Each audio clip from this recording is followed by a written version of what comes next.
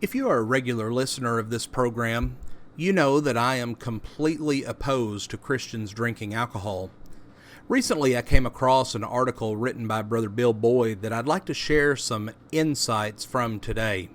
The article is entitled Whiskey in the Meetinghouse. Now, why would we find it ironic that a bottle of whiskey would be found in a house of worship? Well, the answer is obvious. Worship nourishes sobriety. Whiskey nourishes dissipation. They simply do not go together. The old Philadelphia Meetinghouse in Warren County, Tennessee was built in the year 1830. It was used as a regular place of worship until the 1960s. And after it was no longer a place for regular worship, it continued to be used for special events and an annual homecoming and fellowship day. And on those days, former members and friends would come from miles around for dinner on the grounds, and they would go into the building and they would worship God together. However, the building had fallen into great disrepair, and some were fearful that it would simply collapse. But in the 1980s, an effort was put forth to restore this old building. And during the renovation, while they were taking up loose floorboards, someone found a bottle of whiskey that had been hidden in the floor of this church building. How it got there, how long it had been there, no one knows. But whatever the story, everyone knew that a bottle of whiskey should not be at the meeting house that was built for worship. Now, some wanted to save the bottle and put it into their museum building, but someone poured out the whiskey on the ground and broke the bottle. There's a story in the Old Testament about strong drink being brought into the tabernacle. Nadab and Abihu offered strange fire before the Lord, which he commanded them not to do in Leviticus 10 and verse 1.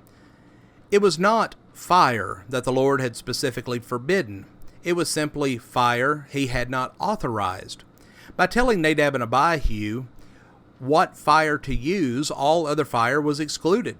And God was not pleased with these priests doing as they pleased in worship. And it was time to teach everyone a lesson about discerning between that which is holy and that which is profane. Therefore there went out fire from the Lord and devoured them, and they died before the Lord. Then Moses said unto Aaron, This is it that the Lord spake, saying, I will be sanctified in them that come nigh to me, and before all the people I will be glorified. Friends, this is why we do not use instrumental music in our worship. Instruments were used in the old temple worship, but that form of worship is not how we worship in the church. God told us to sing, and in the New Testament there's no mention of instrumental music in the worship of the church. Mechanical instruments produce music which God has not commanded. When it comes to holy worship, instrumental music is a strange fire. It is a strange music. We worship in song as God has directed, and by doing this, it glorifies God. But there's more to the story. Why did Nadab and Abihu use strange fire?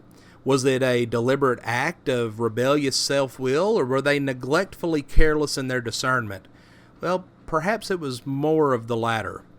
In Leviticus 10, verses 9 and 10, the Lord said, Do not drink wine nor strong drink, thou nor thy sons with thee, when ye go into the tabernacle of the congregation, lest ye die.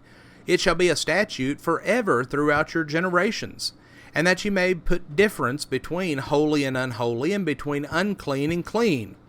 Well, it sounds as if Nadab and Abihu had been consuming strong drink, and because of its debilitating effect on their discernment, they had been neglectfully thoughtless about what fire to use in the sacrifices. We see that alcohol robs its consumers of their ability to discern. This is why Solomon said that wine is a mocker, strong drink is raging, and whosoever is deceived thereby is not wise. Proverbs 20 and verse 1. Now some try to excuse their foolishness because they were drunk, but that's no excuse. They chose to drink. And it's not the abundance of wine that dulls discernment.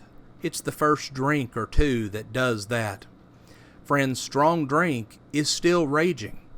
And it's not drinking to excess that is condemned, as we see in Ephesians chapter 5 and verse 18, but the excess is in the drink itself. A bottle of whiskey is a bottle of raging excess.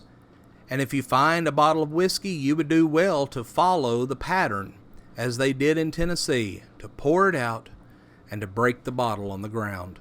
Friends, we thank you for joining us for our program today, and have a blessed day.